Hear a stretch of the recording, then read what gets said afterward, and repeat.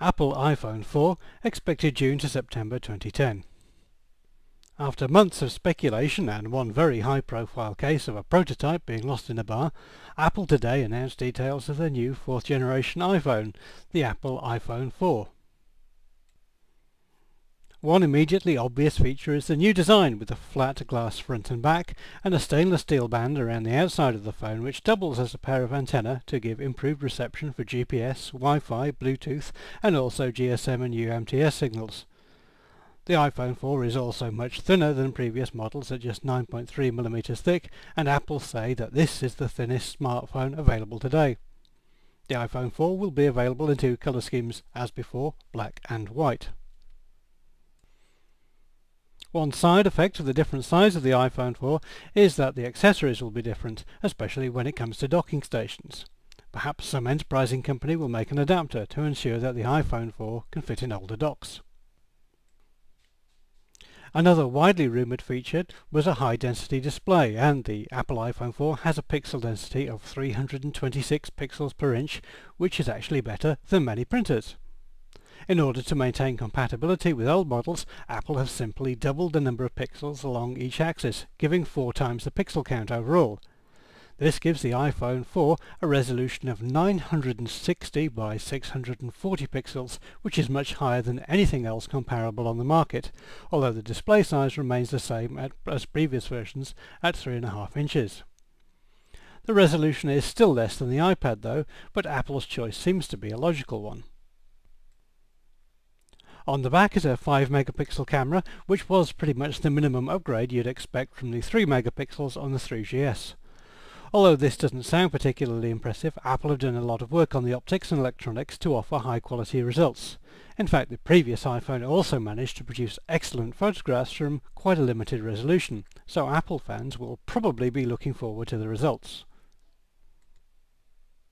Not only are stills photos better, but the iPhone 4 can also record HD 720p video at 30 frames per second. Users can edit videos on the iPhone 4 itself using an optional version of iMovie, priced at less than $5 in the US. Video capture can use the LED flash as a camera light, something that some other phones rather annoyingly omit.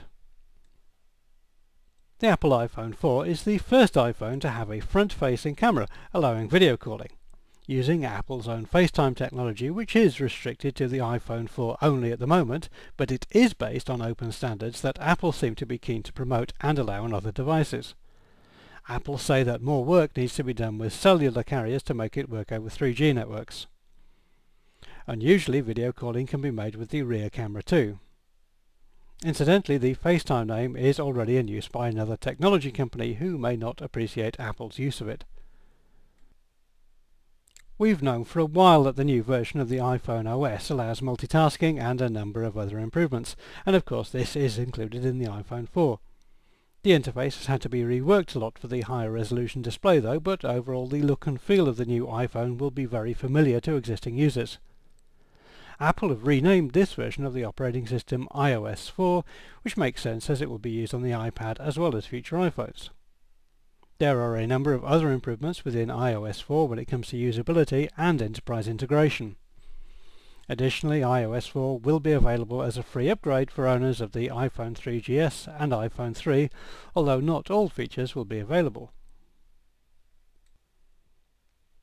Inside is the Apple A4 processor as found on the iPad, which should mean that the iPhone 4 has a similar performance to its larger sibling. One other improvement is a larger battery, which of course means a longer talk time, and in combination Apple say that this gives a 40% improvement, which means that users can expect an impressive 7 hours of talk time and 12 days standby time. And while we're talking of talking, the iPhone 4 also has dual microphones for improved sound quality. Internal memory is either 16GB or 32GB, without the 64GB option we were expecting to see. As with the iPad, the new iPhone 4 uses micro SIM cards, presumably to allow more space for internal components.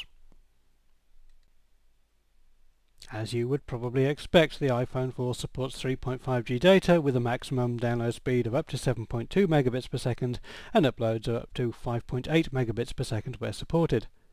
As before, the iPhone 4 supports Wi-Fi, but now this is one of only a very small number of devices to support the improved 802.11n standard, which promises more reliable and faster connections where WLANs allow it. One novel feature is the inclusion of a gyroscope which can accurately detect 3D movements. Quite how something like that fits in such a small case is a complete mystery to us. Apple indicate that this can be used in games and possibly many other applications too.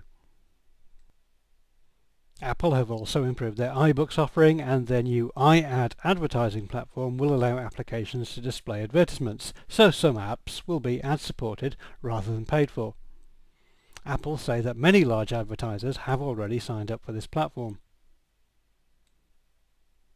In the US, the 16GB iPhone 4 will cost $199 with a 2-year contract. The 32GB version will be $299 on the AT&T network. The US, UK, France, Germany and Japan will have the iPhone 4 available from June the 24th onwards, with 18 more countries in July and a grand total of 88 countries having availability by the end of September.